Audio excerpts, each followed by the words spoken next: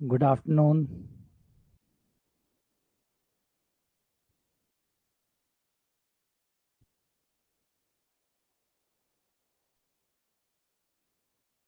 Good afternoon. Good afternoon.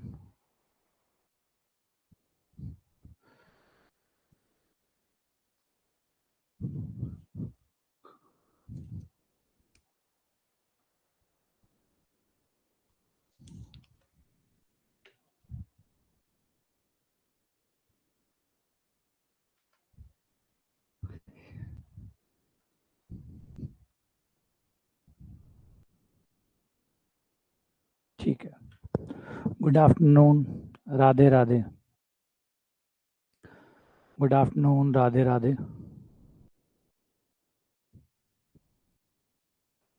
दोपहर की राम राम। सीताराम सीताराम। जय महाकाल। हर हर महादेव। हर हर महादेव। बिल्कुल मौसम आज बड़ा सुहावना है। बारिश हो रही है, लगभग कल भी हो रही थी, आज भी हो रही है। 2 दिन से कंटिन्यू बारिश हो रही है। मौसम अच्छा बना हुआ है, हल्की फुल्की बीच में फुहार होती है, बारिश आती है, फिर चली जाती है, फिर हवाएं आ रही है। तो कुल मिला के आज ईश्वर जो है पिछले 2 दिनों से बड़ा खुश है। बिल्कुल टेस्ट में माइनस मार्किंग है। बिल्कुल आप अपने हर निर्णय के प्रति जिम्मेदार हैं। नेगेटिव मार्किंग इस बात को समझाती है। नेगेटिव मार्किंग जो है वो इस बात का एक सिंबल है, एक प्रतीक है कि आपके द्वारा लिया गया प्रत्येक निर्णय या तो धनात्मक होगा या ऋणात्मक होगा, लेकिन उसका कोई असर ना पड़े, ऐसा नहीं होगा। ठीक है ना। तो अगर आप तुक्के मारेंगे तो नेगेटिव मार्किंग में जाएंगे। तो इससे आपको ये कंफर्म हो जाएगा कि तुक्के नहीं मारने हैं, सिर्फ वही करना है जो सही है। तो आप समझने लगेंगे गलत और सही के बीच का अंतर। नेगेटिव मार्किंग न कहने से आप जिम्मेदार नहीं बनते। फिर आप क्या फ़र्क पड़ता है, दे दो सारे के सारे टेस्ट के सारे क्वेश्चन अटेम्प्ट कर लो, क्या दिक्कत है। नेगेटिव तो कुछ है नहीं, कटना कुछ है नहीं, या तो आएगा। है ना। सोचिए, अगर गैम्बलिंग के अंदर, अगर जुआ खेलने वाले में अगर कोई हारे नहीं, या तो कुछ नहीं लगेगा या कुछ आएगा। अगर ऐसा होने लग जाए तो पूरी दुनिया जो है वो जुआरी बन जाए। इसलिए ज़रूरी बन जाता है। बिल्कुल। चलो शुरू करें। अब तक हम 50 क्वेश्चन जो ज्योमेट्री मेंसुरेशन पे लगभग 50 क्वेश्चन कर चुके हैं, और अब उससे आगे बढ़ेंगे, यानी क्वेश्चन नंबर 51 से आज हमारा सेशन स्टार्ट होगा। क्वेश्चन नंबर 51 से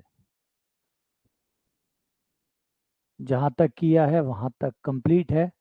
अब उससे आगे से शुरू कर रहे हैं। क्वेश्चन नंबर 51 से जो भी नए स्टूडेंट आए हैं उनका बहुत बहुत स्वागत है।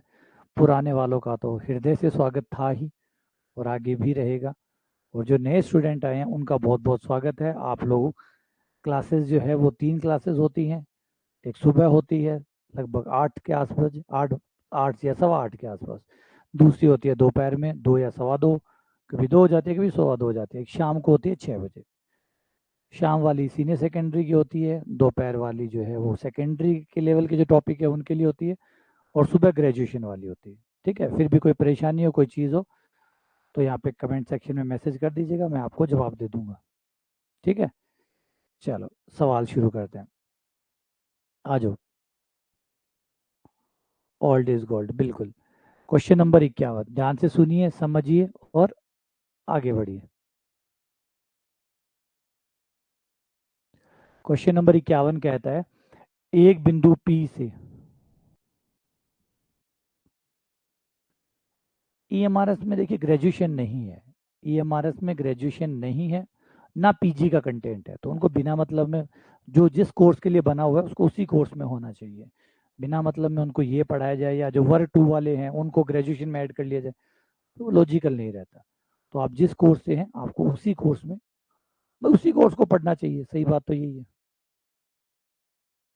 तो क्वेश्चन क्या कह रहा है, एक बिंदु P से जो एक वृत्त के केंद्र O से 13 सेंटीमीटर की दूरी पर है, वृत्त की स्पर्श रेखाएं PQ और PR की लंबाई 12 सेंटीमीटर है।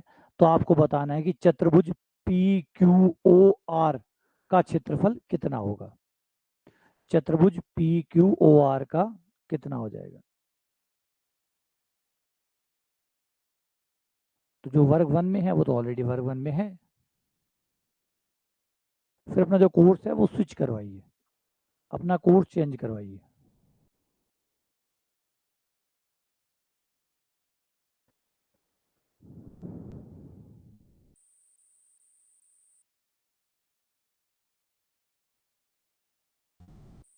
ठीक है, ये क्वेश्चन हमसे कहता है, हाँ लगभग लगभग आंसर आ गया आप लोगों का।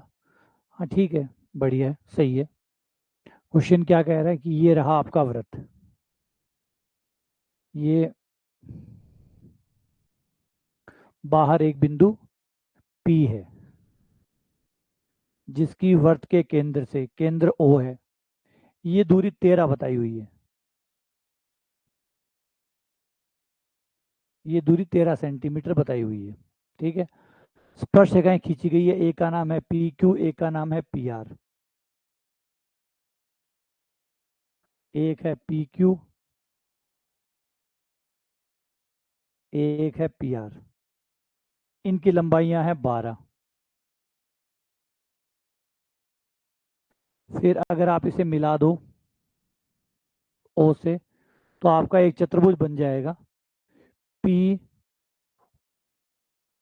है ना, PQOR, PQOR। ये जो चतुर्भुज बना है इसका क्षेत्रफल निकालो।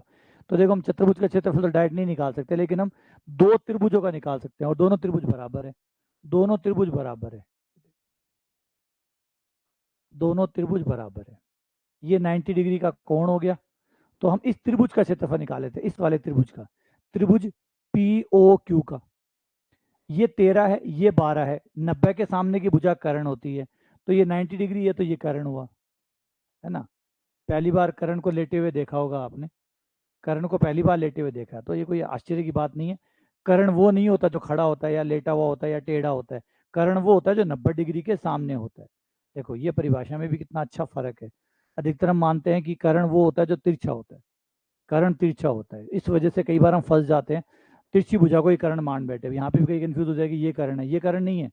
कर्ण हमेशा होता है, कर्ण की जो सही परिभाषा है वो है 90 डिग्री के सामने की भुजा। जहाँ पे भी 90 डिग्री का कोण बन रहा है उसके सामने की भुजा को देखो, वो लेटा हुआ है, चाहे वो टेढ़ा है, चाहे वो खड़ा है, जो भी है वही कर्ण है। तो 90 डिग्री कहाँ बन रहा है, ये, और 90 डिग्री के सामने क्या है, कर्ण, तो ये कर्ण है। और जिनके बीच में 90 डिग्री का कोण बसता है वो लंब और आधार है। तो इनमें से एक लंब है और एक आधार है, जिसको चाहे आधार बोल दो और जिसको चाहे लंब बोल दो। ठीक है ना। तो ये 13 हो गई, ये 12 हो गई, आधार निकल जाएगा पाइथागोरस से, और पाइथागोरस से 13 का स्क्वायर माइनस 12 का स्क्वायर, ये आ जाएगा 49, कितना, 169, 144, 25, 25 का 5, ये आ गया 5, ये 5 आ गया। अब हम इस त्रिभुज का क्षेत्रफल निकाल लें, इस त्रिभुज का, समकोण त्रिभुज है, तो समकोण त्रिभुज का क्षेत्रफल होता है त्रिभुज POQ का क्षेत्रफल, बराबर 1/2 आधार गुणा ऊंचाई। आधार है 5, ऊंचाई है 12, 5 इंटू 12, ये हो गया 30। तो इसका 30 है, तो इसका भी 30 हो जाएगा, दोनों बराबर है। तो टोटल कितना हो जाएगा, चतुर्भुज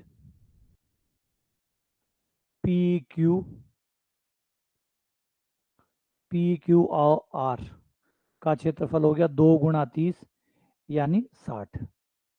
तो आंसर आ गया 60। तो ये हमारा आंसर हो गया 60। सही है। अभी पहला क्वेश्चन ही हुआ है, फर्स्ट क्वेश्चन ही हुआ है।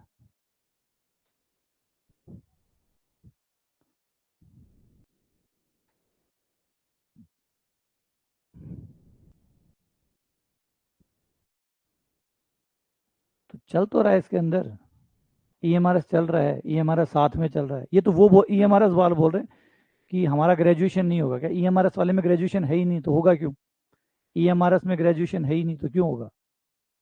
अगर किसी ने EMRS का लिया हुआ है, खाली EMRS का लिया हुआ है, बस यहाँ पे बात करते ही फिर वो शुरू हो जाता है कन्फ्यूजन।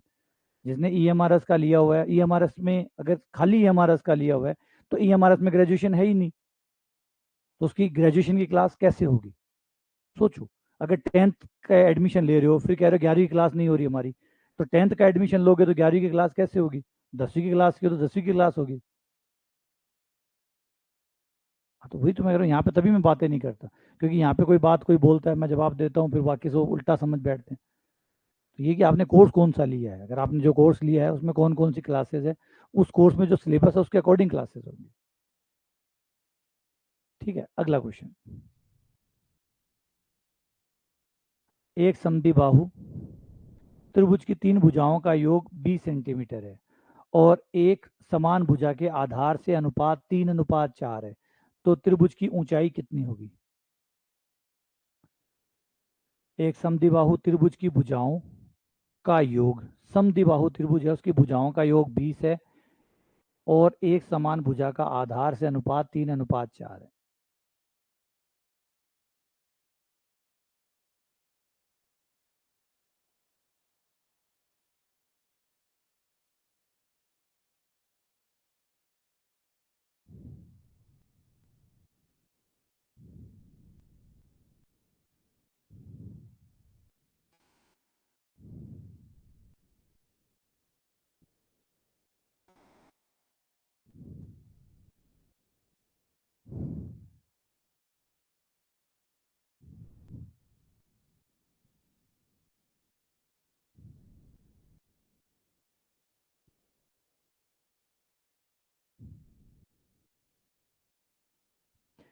हाँ, देखो, ये कभी भी ये क्वेश्चन जो है ना, ये बिल्कुल गलत क्वेश्चन रहता है ये पूछना।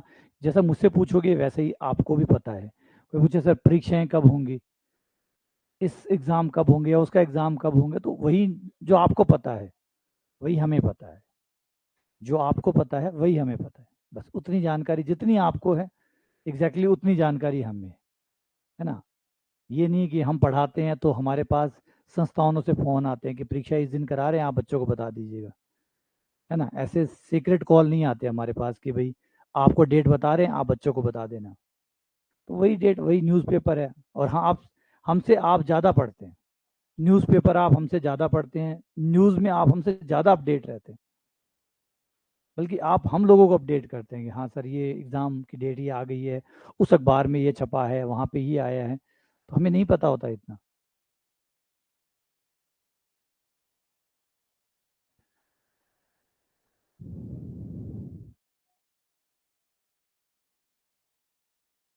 तभी तो है ये गेम, ये तकदीर का खेल है सारा का सारा। आपकी मेहनत भी चाहिए, मेहनत भी इन्वॉल्व होनी चाहिए, ठीक है ना, सही रास्ता भी होना चाहिए आपका, आपको बहुत उम्मीदें भी रखनी पड़ेंगी, है ना। आपके पास रास्ता भी सही होना चाहिए, उम्मीदें भी आपके पास होनी। उम्मीद नहीं होगी तो आप थोड़े दिन बाद पढ़ाई करके छोड़ दोगे। तो उम्मीद भी रखनी पड़ती है कि हाँ नंबर आएगा, नंबर आएगा। थोड़ी उम्मीद रखनी पड़ती है, सही रास्ता चुनना पड़ता है, मेहनत करनी पड़ती है, और फिर थोड़ा तकदीर भी चाहिए, फिर थोड़ा तकदीर भी चाहिए, क्योंकि अगर तकदीर नहीं मिला, देखो ये चारों चीज़ें हैं, ये दो चीज़ें आपने मिला ली या वो तीन चीज़ें आपने मिला ली इससे आपका सिलेक्शन आ जाएगा, नहीं। सर मैंने तो बहुत मेहनत की है, आपने बहुत मेहनत की, वैकेंसी नहीं आई। आपने बहुत मेहनत की, वैकेंसी नहीं आई, तो मेहनत का क्या होगा? तो ऐसे समझो, अच्छा वैकेंसी आ गई, आपने मेहनत नहीं की, तो भी बेकार चली जाएगी। तो ये कोई एक चीज़ नहीं है, ये बहुत कई फैक्टर्स हैं जिनको मिला के जो है। हाँ, पेशेंस भी है, आपकी उम्मीदें भी हैं, जिसे आप पेशेंस कह सकते हो, धैर्य कह सकते हो। एक शेर मुझे याद आता है इसके ऊपर, एक निदा फाजली का शेर है और बहुत गजब है, क्योंकि मैं तकदीर को ज़्यादा मानता हूँ, मैं तकदीर का रोल मानता हूँ कि भाई 100% अगर आप कर रहे हो तो उसमें आपको 20 से 25% तकदीर को मिक्स करना पड़ेगा, वरना आपका सिलेक्शन नहीं आ सकता। तो एक बहुत अच्छा शेर है निदा फाजली का, अगर आपने कभी सुना हो तो। शेर इस तरीके से है कि कोशिश भी कर, कोशिश भी कर, उम्मीद भी रख, रास्ता भी चुन। कोशिश भी कर, उम्मीद भी रख, रास्ता भी चुन, फिर इसके बाद बेअदब थोड़ा मुकद्दर भी तलाश कर। फिर उसके बाद में ये सब कर लो, जब आपने सही रास्ता चुन लिया, सही रास्ता मिल गया आपको, आपने मेहनत भी कर ली, आपने उम्मीद भी रख ली, ये सब हो गया। अब तकदीर को थोड़ा इंतजार करो, हे भगवान थोड़े तकदीर और दे, तो वो और होता है। तो यही रोल जो है ना, वो मतलब क्या शब्द लिखे हैं उसके, बड़े शानदार शब्द लगते हैं मुझे कि बहुत बढ़िया बातें कही कि भाई कोशिश करो, उम्मीद रखो, सही रास्ता चुनो, ये सब सही है। ये जब कर लो तो फिर भगवान से प्रार्थना करो कि थोड़ा मुकद्दर साथ दे दे, तकदीर साथ दे दे, वैकेंसी आ जाए, परीक्षा हो जाए, सही टाइम पे तकदीर साथ दे दे बस। वरना सब तैयारियां बेकार, सब उम्मीदें बेकार, सब सही रास्ते बेकार। चलो आ जाओ सवालों के ऊपर। देखो ये है समद्विबाहु त्रिभुज, ये लो। समद्विबाहु त्रिभुज है मतलब दो भुजाएं बराबर है, ये भुजा, ये बराबर बराबर भुजा, ये भुजा, ठीक है। और इसका योग दिया हुआ है 20, यानी परिमाप 20 है। और ये है 3:4 में दिया हुआ है, 3:4 में किसका, जो भुजा समान है वो, इसका नाम रख लेते हैं A B C. A B और ए सी समान है, ए बी और ए सी समान है। हाँ तो तकदीर लीक होना भी तो तकदीर में ही आ गया ना। तो ए बी और ए सी इनका अनुपात दिया गया है, एक तो जो भुजाएं समान है वो वाली, और एक जो आधार है, उनका अनुपात 3:4 है। इसका मतलब अगर ये 3x है तो ये 4x है, ये 3x है तो ये 4x है, तो अगर ये 3x है तो ये भी 3x है, क्योंकि तो बराबर है, तो ये आ गया 3x, हो गया। ये 3x तो ये भी 3x, और ये अच्छा 3 और 4, अनुपात 3 और 4 थे, याद रखो अनुपात 3 और 4 थे, अनुपात में 3 4 थे, तो संख्या में कितने होंगे 3x और 4x। अब इन सब का जोड़ बताया हुआ है, परिमाप दिया हुआ है हमें 20, तो 3x plus 3x plus 4x बराबर 20, तो ये 6 और 10x, 10x बराबर 20 और x बराबर 2। ये लो x का मान 2 रख दो, x का मान 2 रखते ही ये हो गया 6, ये हो गई 8 और ये हो गई 6। अब हमें कहा गया है कि एक समान भुजा आधार के अनुपात, पूछा क्या गया त्रिभुज की ऊंचाई कितनी है, ये लो ऊंचाई, लंब डाल दो। अब ये जो लंब है, लंब की एक खास बात ये होती है, समद्विबाहु त्रिभुज में डला हुआ लंब एकदम बीचों बीच जाता है, मतलब आधार के दो टुकड़े कर देता है। माध्यिका और लंब दोनों एक होते हैं। समद्विबाहु त्रिभुज की स्थिति में आपका माध्यिका और आपका लंब एक होता है, और समबाहु त्रिभुज की स्थिति में सब एक होते हैं। समबाहु त्रिभुज में आ जाओ, लंब भी वही है, माध्यिका भी वही है, और अगर और कोई तीसरी भुजा वहां पे खींचते हैं जो है ना अलग अलग, तो वो भी कोणों का समद्विभाजक जो खींच रहे हैं वो भी, वो सब एक ही हो जाते हैं, क्योंकि समद्विबाहु समबाहु त्रिभुज होने वाला सब कुछ बराबर ही रहता है उसमें। तो समद्विबाहु त्रिभुज की खास बात यह है कि डाली गई माध्यिका और लंब एक ही होता है। तो ये बीचों बीच आ गई, बीचों बीच आ गई तो 8 के 2 टुकड़े हो गए, 4 ये और 4 ये, ठीक है। अब इसको निकाल लो पाइथागोरस प्रमेय से, पाइथागोरस प्रमेय से ये वाली भुजा निकाल लो जो कि लंब है, तो ये हो जाएगा अंडर रूट 6 का स्क्वायर माइनस 4 का स्क्वायर, 36 माइनस 16 20, तो 2√5, 2√5 डी राइट आंसर है, ये आपका आंसर, ठीक है। आ गया समझ में। तो इससे हमने ये सीखा कि समद्विबाहु त्रिभुज में डाला गया लंब माध्यिका भी होता है। अगला क्वेश्चन, क्वेश्चन नंबर 53। त्रिभुज ए बी सी में पी और क्यू क्रमशः ए बी और ए सी के मध्य बिंदु है। आर खंड पी क्यू पर एक ऐसा बिंदु है कि पी आर और पी क्यू का अनुपात 1:3 है। तो पी आर 4 सेंटीमीटर हो तो बी सी की लंबाई बताओ, बी सी की लंबाई बताओ।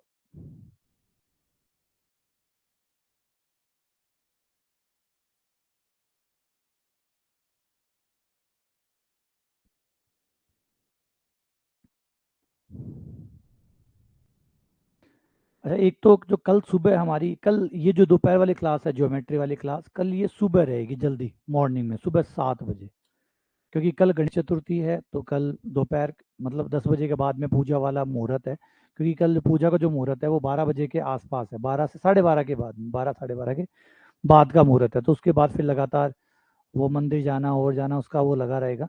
तो कल तो शायद दोपहर में फिर वो क्लास हो नहीं पाएगी। तो मैं चाहता हूँ कि कल क्लास डिस्टर्ब ना हो, कल आप लोगों की भी छुट्टी रहेगी, है ना, गणेश चतुर्थी है तो छुट्टी है आप लोगों की भी, जहाँ भी स्कूल में आप पढ़ाते हैं छुट्टी है ही कल।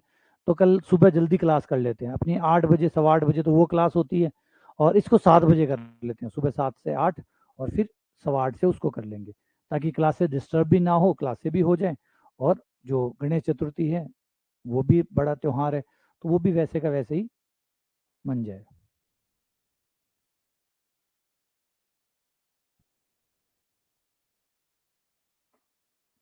हाँ बिल्कुल अच्छी है, मैंने कह रहा बहुत अच्छी है ये।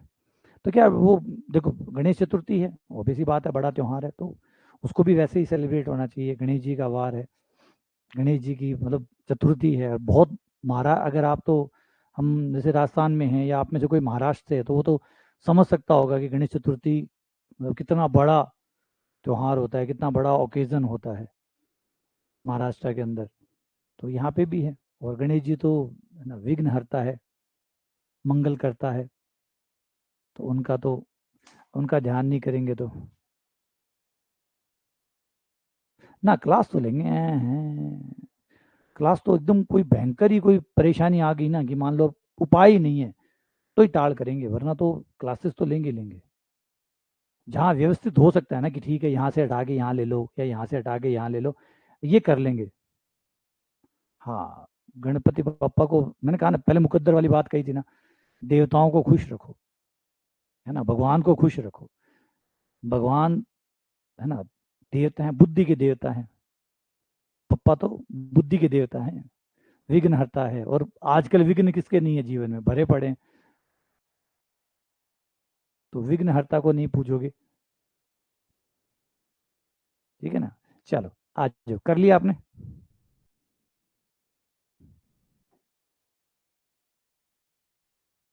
गणपति बप्पा मोरया।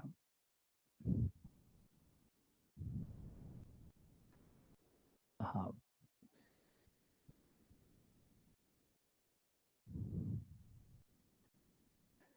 चलो चित्र बना दूं। देखो त्रिभुज ए बी सी में पी क्यू क्रमशः भुजा ए बी और ए सी के मध्य बिंदु है, ठीक है। पहले यहाँ तक आते हैं, पी क्यू ए बी और ए सी के मध्य बिंदु है ये त्रिभुज।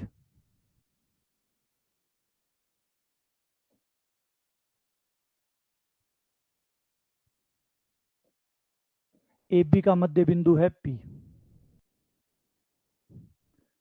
इसका है क्यू, मिला दिया, ये पी क्यू बन गया। तो आगे का आगे,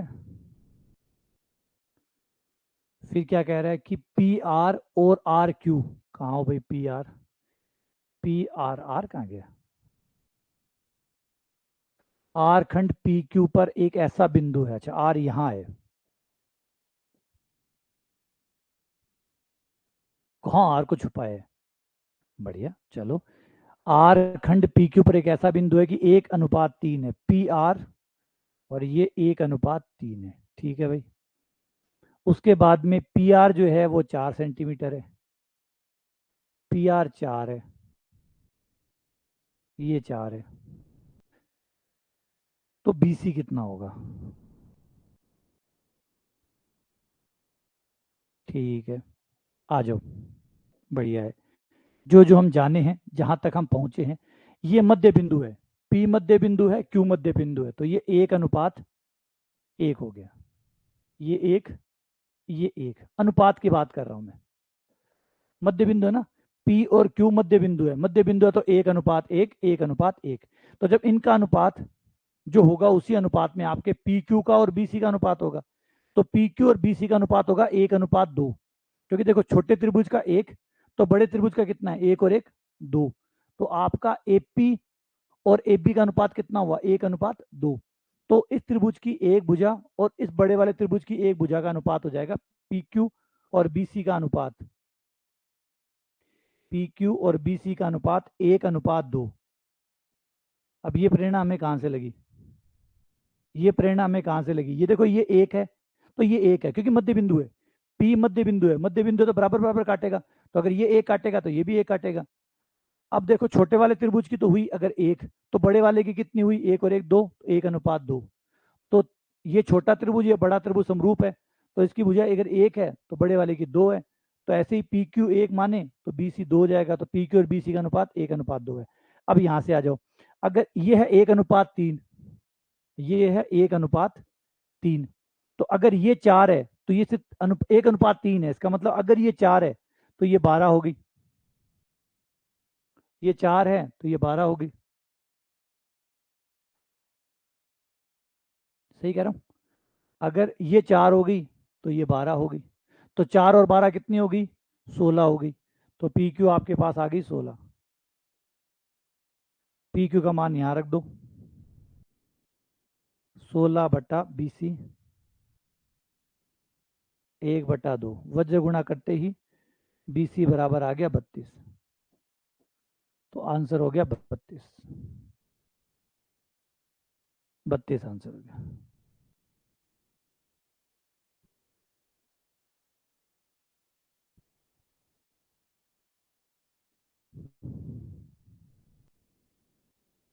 क्लियर है?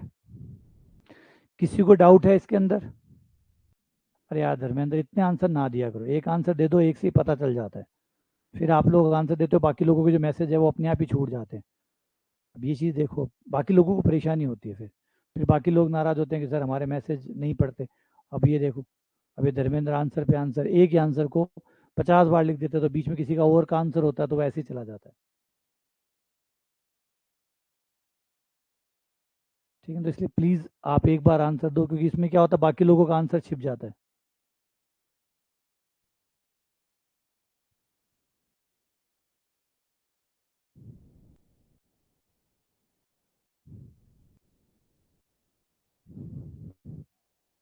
चलो अगला, किसी को डाउट हो किसी क्वेश्चन में पीछे वाले में तो बता दीजिएगा, है ना?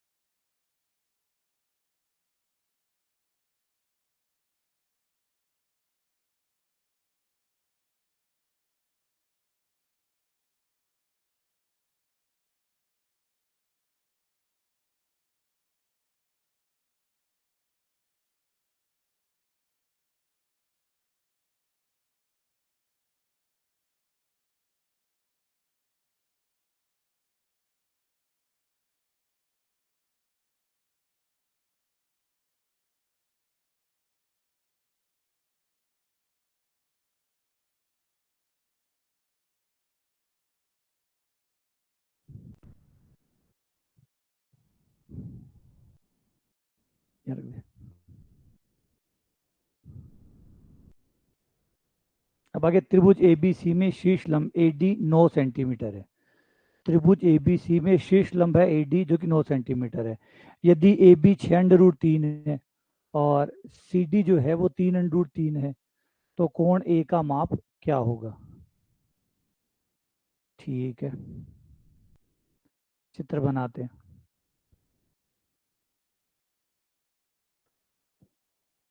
ए बी और सी, ये लंब आ गया ए डी 90 डिग्री, ये डी। ए डी 9 दिया हुआ है, ए डी 9 है। ए बी 6√3 है, 6√3 है। सी डी 3√3 है।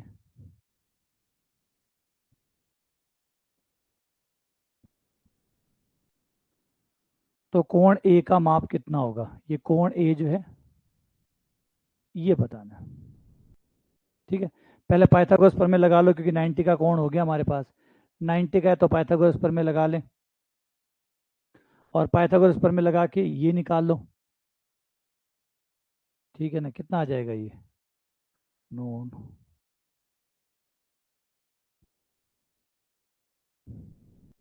या सीधी बिना पाइथागोरस प्रमेय से कोण से डायरेक्ट निकाल लें। डायरेक्ट भी आप निकाल सकते हो उसको। डायरेक्ट भी ये वाला कोण निकाल लें पहले त्रिकोणमिति की सहायता से। त्रिकोणमिति से ये निकाल लें, फिर ये निकाल लें और फिर दोनों को जोड़ दें, ये कोण हो जाएगा, है ना। अगर त्रिकोणमिति की मदद लूँ तो पहले ये कोण निकाल लेते, नाम दे देते θ1। इस कोण के अंदर ये हो गया हमारा आधार, ये हो गया हमारा लंब, है ना। और ये बन जाएगा tan θ1 बराबर लंब बटा आधार, लंब बटा आधार। लंब है हमारा 3√3 और वो है 9, कट गया और ये आ गया 1/√3। और tan का मान 1/√3 तब होता है जब कोण 30 डिग्री होता है, तो ये कोण 30 डिग्री आ गया। ऐसे ही ये वाला निकाल लो। हाँ, साइन 10 से ले लो, ज़्यादा आसान हो जाएगा। चाहो तो सीधा भी कर सकते हो, डायरेक्ट भी हो जाएगा। इसको थी और ये हो जाएगा। इस बार ये हमारा कोण यहाँ बन रहा है तो ये आधार हो गया, ये कर्ण हो गया।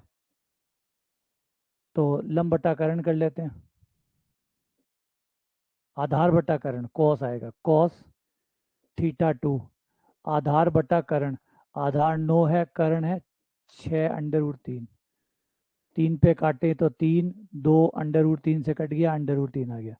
√3/2 आ गया। कॉस का मान √3/2 तब होता है जब थीटा 30 डिग्री हो, तो ये भी 30 आ गया, ये भी 30 ही आया। 30 और 30 दोनों मिला के 60 हो गया, तो ये आपका आंसर आ गया 60। त्रिकोणमिति से आराम से हो गया, जल्दी भी हो गया।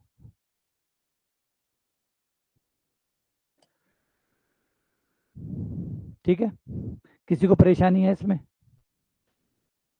हाँ, किसी को दिक्कत है इसमें? किसी को कोई परेशानी? सूर्य प्रकाश, धर्मेंद्र, मीरा, संदीप। हाँ, पाइथागोरस से भी हो जाएगा, बिल्कुल हो जाएगा पाइथागोरस से भी। पाइथागोरस से आप ये लगा के ये निकाल लो और ये दो लगा के ये निकाल लो और ये दोनों बराबर आ जाएगी, इसका मतलब, और ये दोनों बराबर आ जाएगी, भुजाएं बराबर है तो कोण भी बराबर होगा, तो उससे जल्दी हो जाएगा। बिल्कुल कोई ही दिक्कत नहीं है। इसकी तीनों भुजाएं बराबर आ जाएगी, मतलब तीनों भुजाएं बराबर आने का मतलब है ये जो त्रिभुज है तीनों भुजाएं बराबर आ जाएगी। ये 6√3 आई है, ये भी निकाल लो, ये भी 6√3 आ जाएगी, ये भी 3√3 तो है ही है, ये निकालोगे तो ये 3√3 और आ जाएगी, दोनों मिला के 6√3 हो जाएगी। तो ये हो गया आपका समबाहु त्रिभुज। और समबाहु त्रिभुज का प्रत्येक कोण 60 का होता है। समबाहु त्रिभुज का प्रत्येक कोण 60 का होता है, वैसे कर लो। हाँ बिल्कुल, इक्विलैटरल ट्रायंगल बन जाएगा ये। चलो फिर अगले क्वेश्चन पे, 55 पे क्या कह रहा है? पी क्यू आर एक समद्विबाहु त्रिभुज से जिसमें पी क्यू पी आर 25 है, पी एस 7 है। अरे पी एस कहाँ से डाल दिया भाई? पी एस कहाँ से आ गया? खाली पी एस का तो कोई अर्थ ही नहीं है। तो ये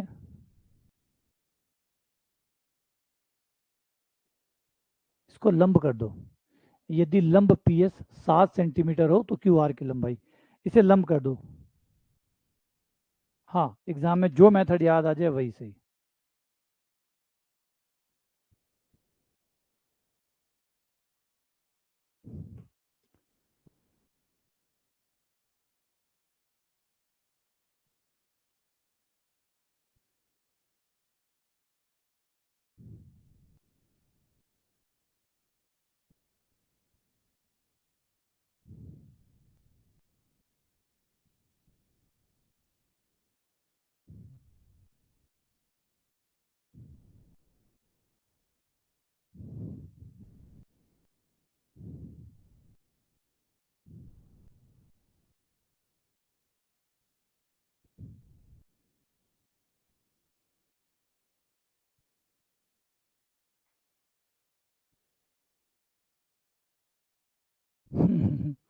हाँ, इत्तेफाक हो सकता है।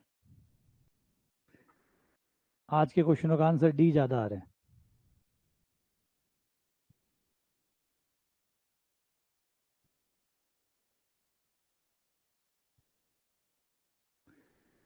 पी एस हो गया ना, तो एस हो गया, इसका मतलब अपने आप ही पी से खींचा गया है तो क्यू आर पे ही आएगा। अगर पी से खींचा गया है तो क्यू एस पे आएगा, पी पे तो आ नहीं सकता, फिर पी से तो निकल रहा है तो मतलब क्यू एस पे जाएगा। और इसमें जो इंपॉर्टेंट चीज़ है ना वो ये है कि जो आपका लंब होता है, हाँ,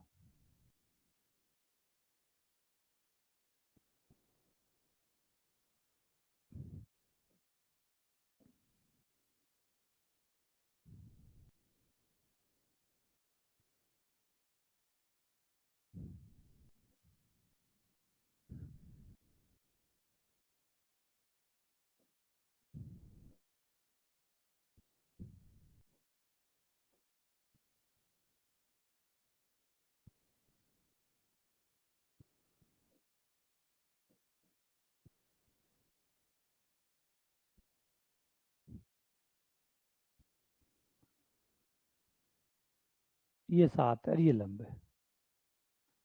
अब पाइथागोरस प्रमेय लगा दो। पाइथागोरस प्रमेय से ट्रिपलेट के हिसाब से कर लो, ट्रिपलेट से जल्दी हो जाएगा।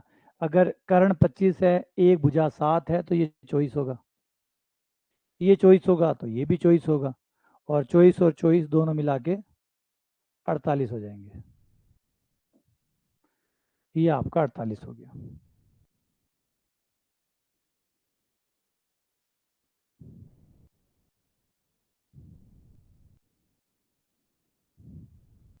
ठीक है, तो 24 और 24 48 हो गया, तो टोटल क्यू आर जो है वो 48 हो गया।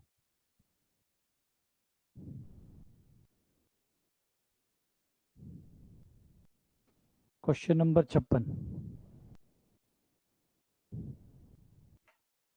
भाषा अच्छी है इसकी।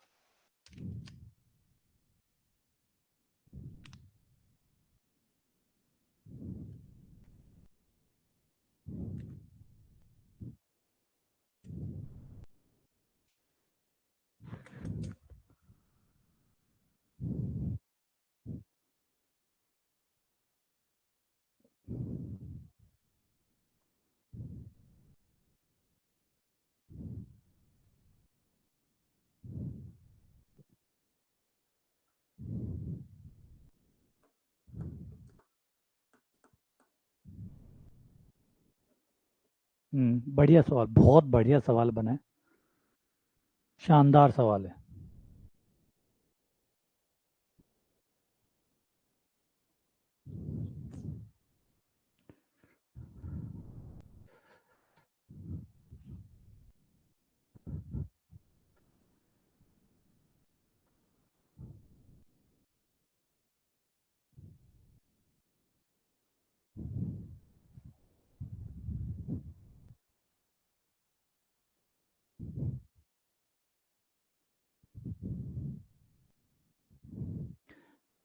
प्रतीक कई बार प्रॉब्लम जो है वो हमारे साइड से नहीं होती।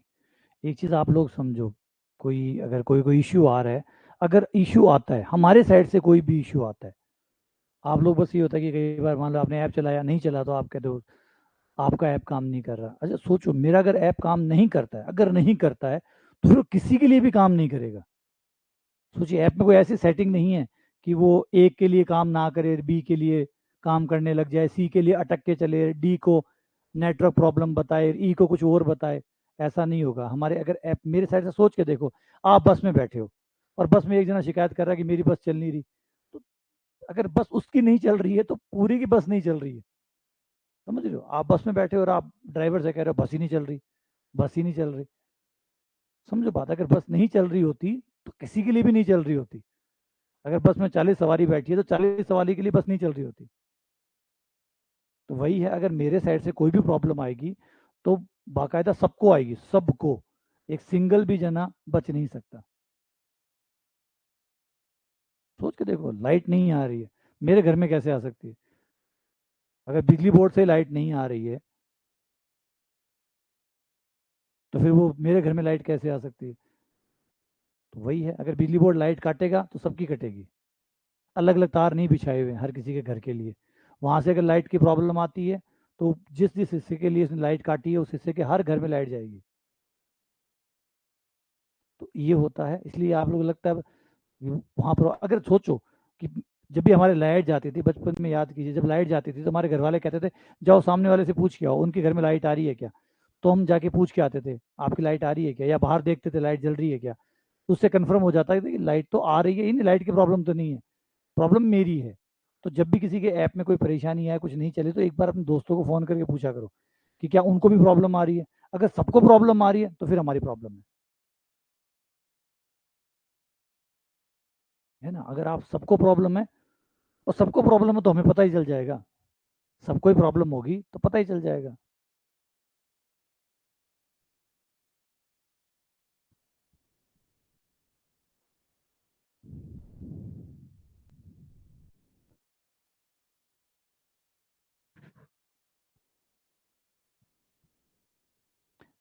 चलो शुरू करूं मैं इसको।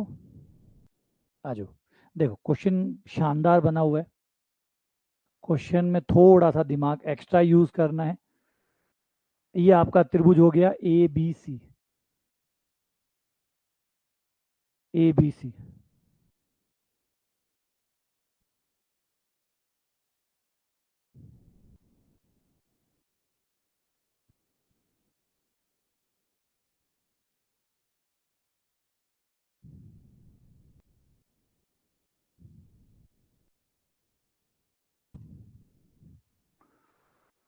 तो इसमें है हमारा AB और BC पे एक ऐसे बिंदु है, DAC के समांतर है, DE AC के समांतर है। तो हमने थोड़ा डायग्राम गलत बना लिया।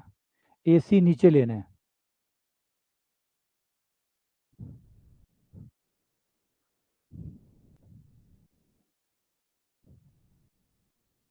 और DE को इसके समांतर लेना है।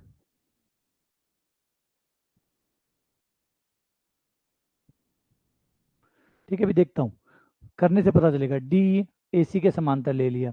अब कह रहा है कि D3 है, DE3 है, और जो AC है वो 5 है, ये 5 है। और उसके बाद में जो ACED है, ACED यानी ये वाला जो क्षेत्रफल है, ये 32 है, 32 सेंटीमीटर स्क्वायर है। ये जो छोटे वाला त्रिभुज है, इसका क्षेत्रफल बताओ।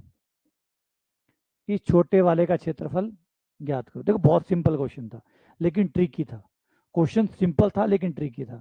अब आपको पता है कि ये छोटे वाला त्रिभुज और ये बड़े वाला त्रिभुज समरूप है, ये आप अच्छे से जानते हैं।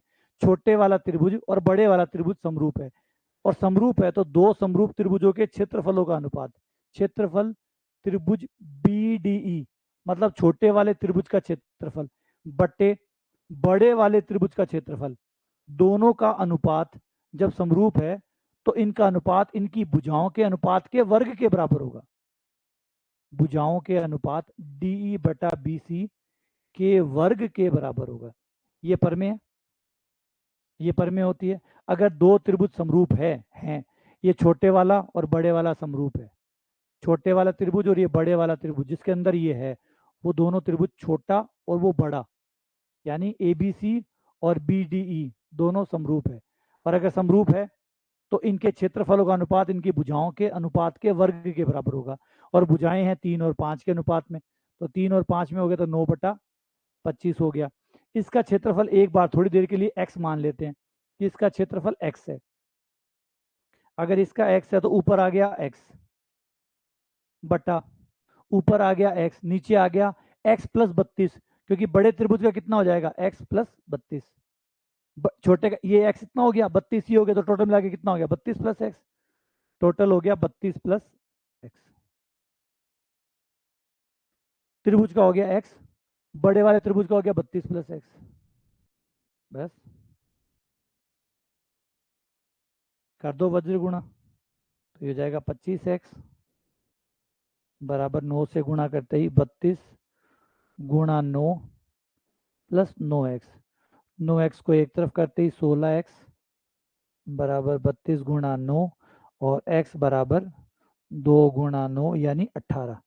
तो छोटे वाले त्रिभुज का क्षेत्रफल है 18। ये भी डी आया है ये भी डी आया है, यानी लगातार बैक टू बैक 6 सवालों के उत्तर डी है।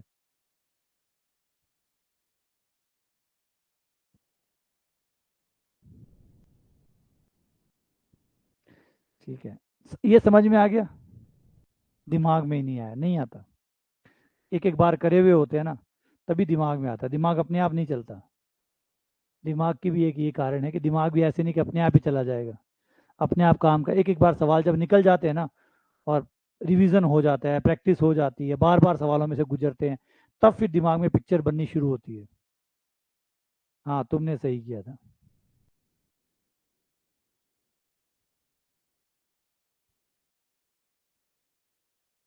ठीक है, चलो आगे बढ़ते हैं। अच्छा, एक चीज अब गौर करो आप, पहले 6 सवालों के आंसर डी आए हैं, पहले 6 सवालों के आंसर डी आए हैं, आए हैं ना? 6 सवाल बैक टू बैक डी आए हैं। क्या 7वें सवाल का आंसर डी है?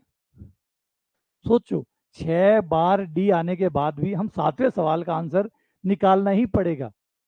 6 सवालों के आंसर डी आए हैं, लेकिन उसके बावजूद भी 7वां निकालना पड़ेगा।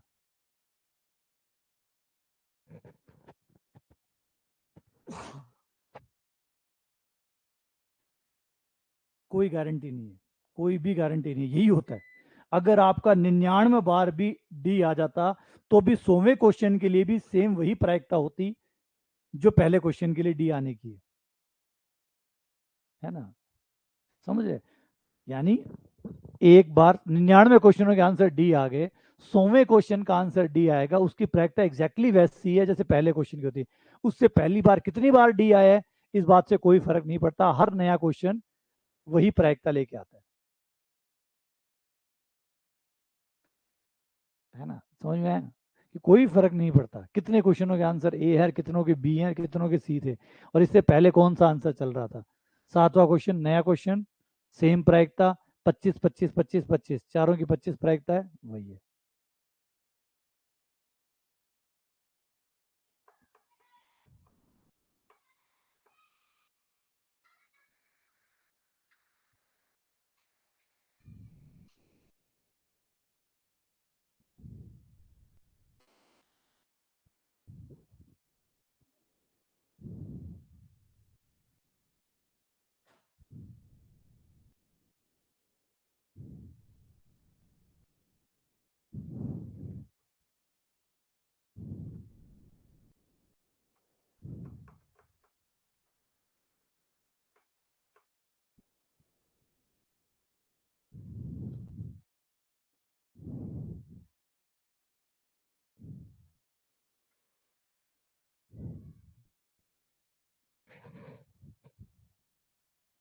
बढ़िया विमलेश, बढ़िया।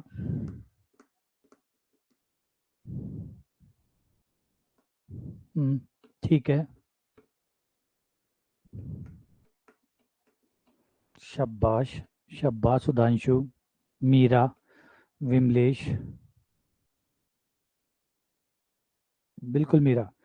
डी बोल दो चाहे 4 बोल दो, एक ही बात है।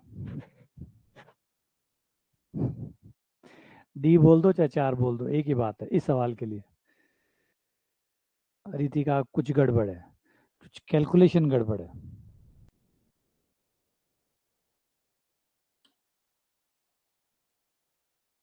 शाबाश राजकिशोर।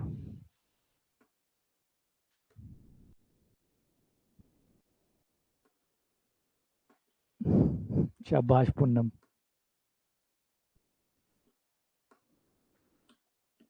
शाबाश पूनम। शाबाश सूर्य प्रकाश।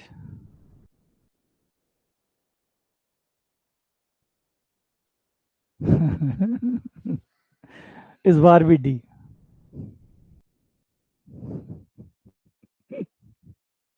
इस बार भी डी है, same back to back D आ रहा है। लेकिन फिर भी देखा, सातवें क्वेश्चन में भी हम रिस्क लेने से फिर भी डर रहे थे। हमें पता था 6 क्वेश्चनों के आंसर डी है, लेकिन फिर भी सातवें में फिर निकालना ही पड़ा है।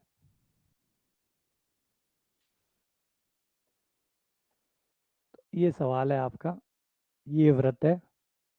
ए बी और सी डी को बढ़ाने पर पी पर काटती है। ए बी पी पे काटती है और सी डी भी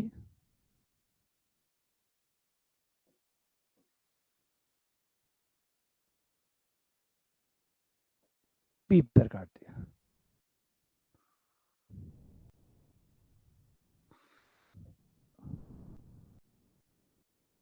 अभी अगर तुक्का मारा होता ना कि डी होगा, तब पता नहीं ये निकल जाता। सवाल अपने आप बदल लेता है अपने आप को, कभी ट्राई करो।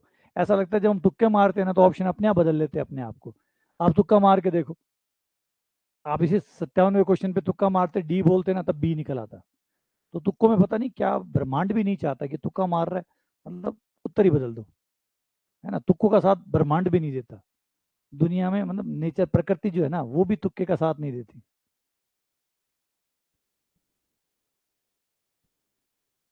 इसीलिए कई बच्चे परेशान होते हैं, सर हमारे तुक्के तो लगते ही नहीं है। एक तुक्का मार के देखो, पक्का गलत जाता है।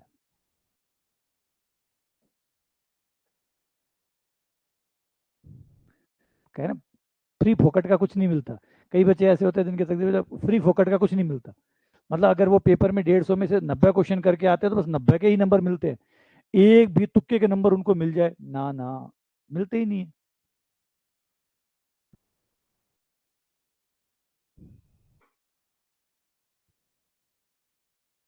सी डी 5।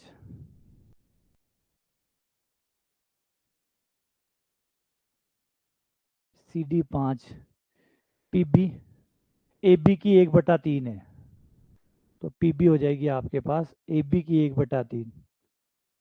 और ए बी कितनी है, कितनी थी ए बी? ए बी 9 थी। तो पी बी 3 आ गई।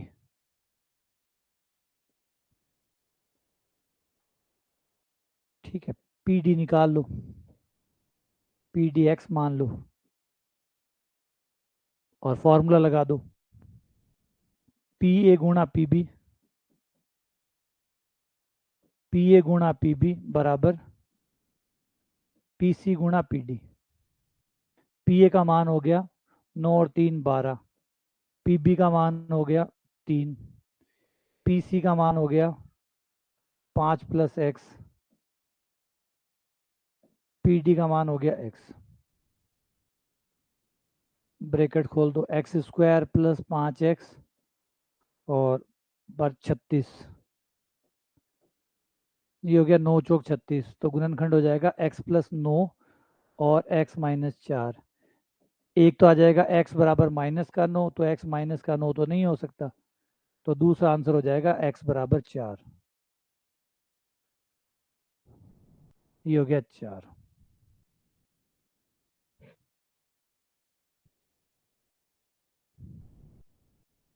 कोई तो नहीं करता, बताओ भी।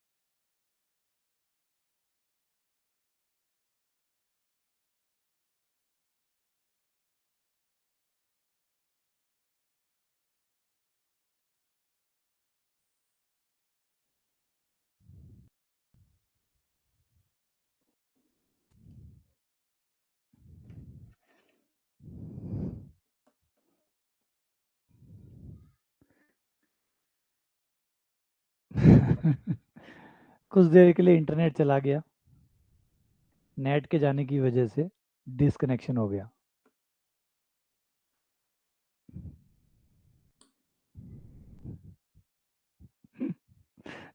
थोड़ी देर के लिए तो अंधेरा सा आ जाता है जब नेट चला जाता है ना। है ना, ये नेट का जाना एहसास कराता है कि हमारे बीच में बहुत से लोग हैं, हमारे बीच में बहुत सारे फैक्टर्स हैं, बहुत सारी चीज़ें हैं जिसकी वजह से क्लास होती है। और वो अपना एहसास कराने के लिए बीच बीच में थोड़ा बहुत दिखा भी देते हैं। है ना, आप लोगों को ऐसे लगे कि बस मैं वहाँ खड़ा हूँ, आप पढ़ रहे हैं, हमारे बीच में कोई और नहीं है। तो ये जो बाकी चीज़ें हैं ना, धीरे धीरे अपने आप को अपनी कीमत समझाने के लिए कुछ ना कुछ करती है। जैसे नेट चला जाता है तो हाँ, नेट की जरूरत है, पड़ती तो है। जिस दिन लाइट जाती है तो अच्छा, लाइट की भी जरूरत पड़ती है, हाँ सही बात है। वरना हम भूल ही जाते हैं कि हमारे बीच में लाइट भी है, सॉफ्टवेयर भी है, नेट भी है, माइक भी है, बोर्ड भी है, और भी दसों चीज़ें हैं हमारे बीच में जिससे क्लास होती है।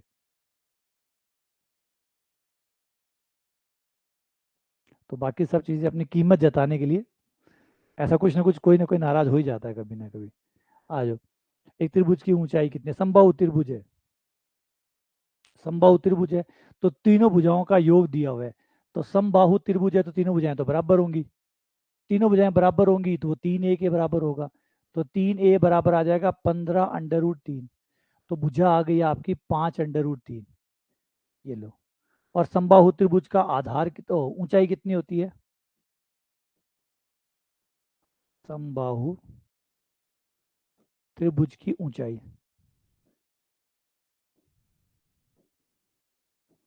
बराबर होती है √3/2a। √3/2a, ए का मान रख दो, 3/2 इंटू ए बराबर है 5√3। ये हो गया 15/2 यानी 7.5। ये देखो, इस बार तुक्का मारते तो सी आ जाता।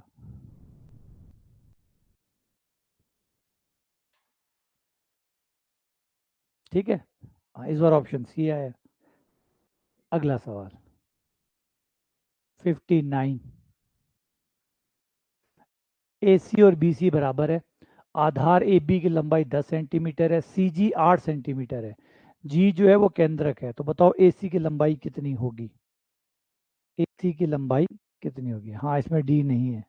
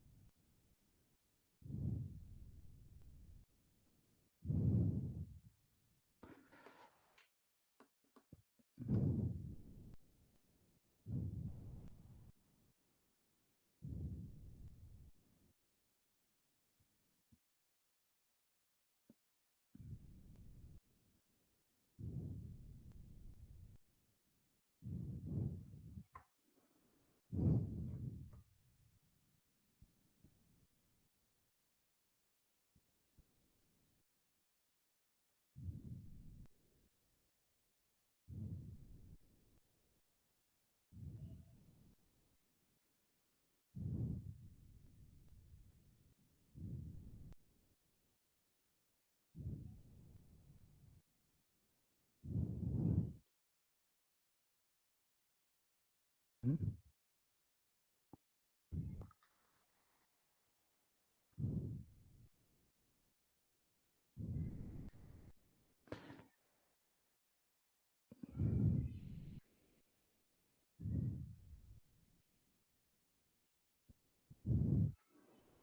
ठीक है, चलो। ए सी और बी सी बराबर है।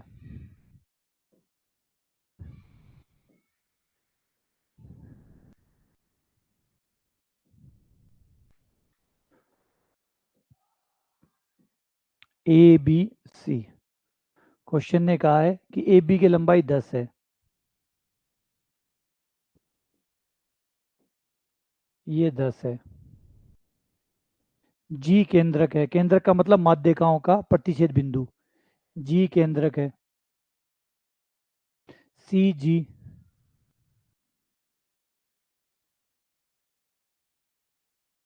सी जी हमें दी गई है 8,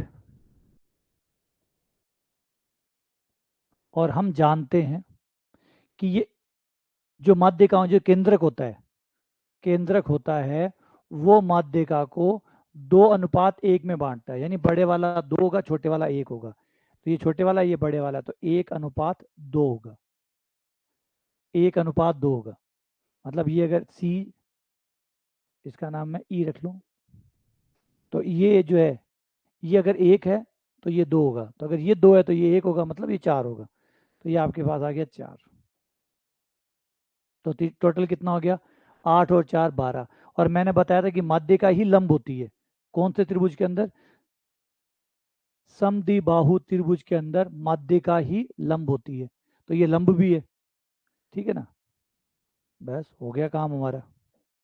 ये लंबी है, पाइथागोरस प्रमेय लगा देते हैं। ये 10 होगी तो ये भी 10 है, ए बी रेस बी सी बराबर है, तो ये भी 10 होगी। पाइथागोरस प्रमेय लगा दो इस त्रिभुज में, इस त्रिभुज में पाइथागोरस प्रमेय लगा दो। ये 10 है, ये 12 है, और कोण 90 का यहाँ बन रहा है। ये रहा। ये कैसे हुआ यार?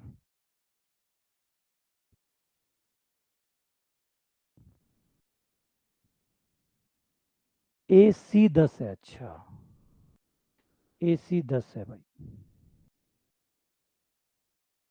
ए सी बी सी बराबर है, ए बी 10 है, ए बी 10 है, तो ये 10 नहीं होगी ना, ये 10 नहीं है, ये दोनों बराबर है। सवाल में ये दोनों बराबर है, ये और ये बराबर है। ये 10 है तो ये 5 होगी, यहां तक 5, क्योंकि मध्य का है इसलिए 5 और 5। अब पाइथागोरस प्रमेय लगा दो, तो ये 8 है और ये 5 है, कर्ण निकालना है, क्योंकि ये 90 का कोण बना है, 90 के सामने की भुजा कर्ण होती है। ये हो जाएगा अंडर रूट 12 प्लस 5 का स्क्वायर, 12 प्लस 5 का स्क्वायर यानी 169, यानी 13। तो ये हो गया 13। इतना लंबा टाइम लग गया यार इसमें, ज़्यादा टाइम दे दिया मैंने ना। वो चित्र, अब चित्र थोड़ा सा देखो टेढ़ा बनती है ना, ज़्यादा टाइम लग गया। वही अगर यहाँ से लंब डलता ना, तो इतना कन्फ्यूजन नहीं होता।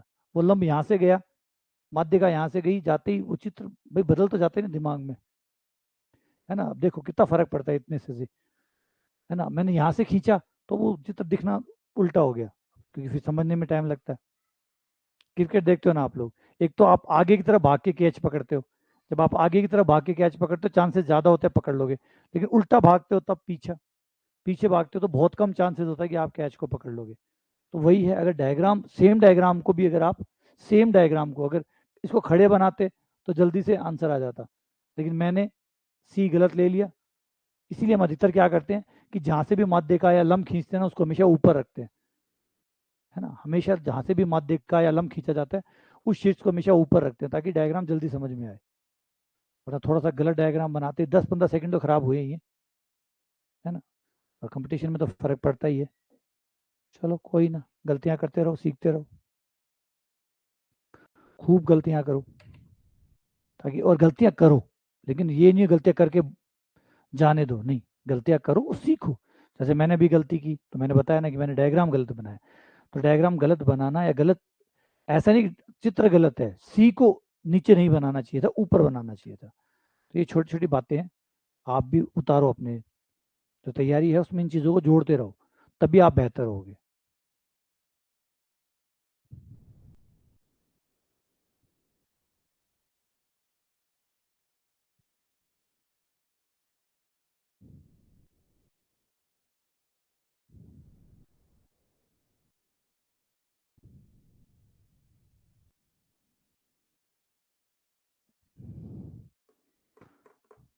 हाँ, ए बी को आधार बता रहा हूँ, डायग्राम बना लिया, ए बी सी नाम जल्दबाजी में रख लिए, रखने से वो आधार उधर चला गया। हाँ, तो गलती करने का अधिकार है मुझे, ना, ऐसे आप मुझे टोक नहीं सकते। गलती करने का अधिकार मेरे पास भी है। अगर आपके पास है तो मेरे पास ज़्यादा है, मेरे पास डबल अधिकार है। मैं ज़्यादा गलतियाँ कर सकता हूँ क्योंकि मेरे नंबर नहीं कटते, मेरे नेगेटिव मार्किंग नहीं होती। तो मैं आप लोगों के मुकाबले ज़्यादा गलतियाँ कर सकता हूँ, आपको छूट नहीं है इतनी।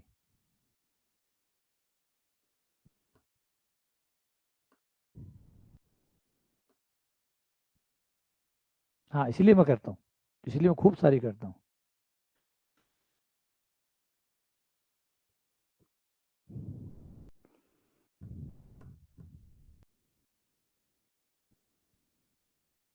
कटते हैं भाई, नंबर कटते हैं। नंबर कटना, नेगेटिव मार्किंग बहुत ज़्यादा नुकसान पहुंचाता है, बहुत ज़्यादा नुकसान पहुंचाता है। ये चीज़ जितनी जल्दी आप सीख जाएंगे, जितनी जल्दी आप जान जाएंगे, उतना ज़्यादा भला हो जाएगा। अधिकतर लोग जो सिलेक्शन से रह जाते हैं कुछ ना कुछ 2-3 नंबरों से, 4 नंबर से, उनके फेल होने का एक ही रीज़न है, वो है नेगेटिव मार्किंग। आप मिल के देखो, जो लोग फेल हुए हैं, ऐसे नहीं बहुत नंबरों से फेल हुए, उनको तो भूल जाओ, वो तो पास होने ही नहीं थे। वो नेगेटिव हो चाहे पॉजिटिव हो, क्या फ़र्क है, वो तो फेल होने ही थे। लेकिन जो मार्जिन से रहा है ना, 8 नंबर से, 10 नंबर से, 2 नंबर से, 1 नंबर से, छोटे से मार्जिन से फेल हुआ है ना, उसके फेल होने का एक ही कारण मिलेगा आपको कि नेगेटिव मार्किंग थी।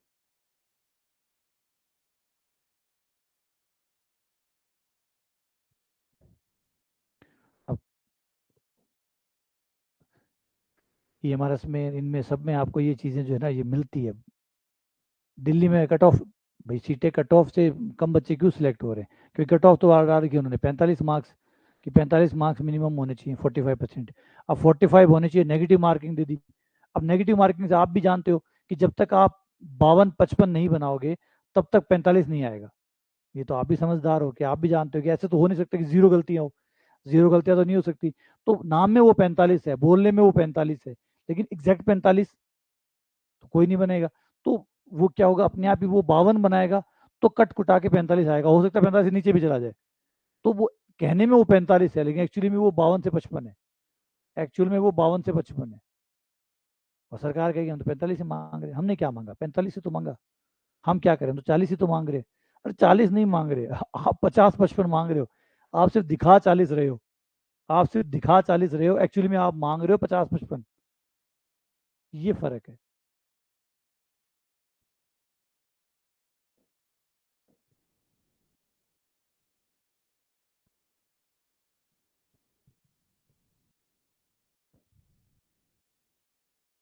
ये रहा आपका AB व्यास है। तो O केंद्र यहीं कहीं होगा।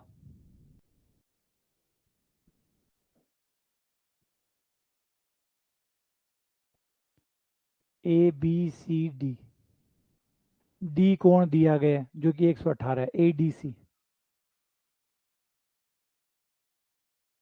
118 है। BAC का माप बताइए। BAC, BA,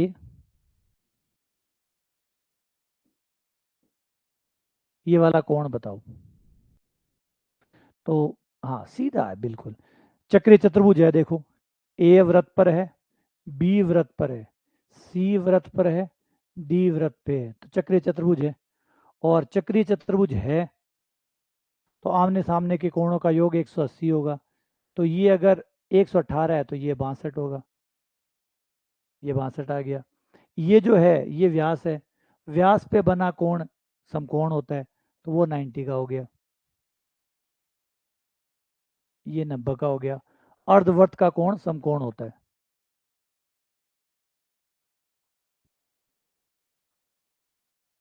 तो ये 90 और ये 62, 152, 152 तो कितना बच्चा? 28। तो ये हो जाएगा आपका 28। तो आंसर है 28। ये फाइनली डी वापस लौट आया। D is back. डी लौट आया। और इसी के साथ आज का हमारा सेशन कंप्लीट होता है।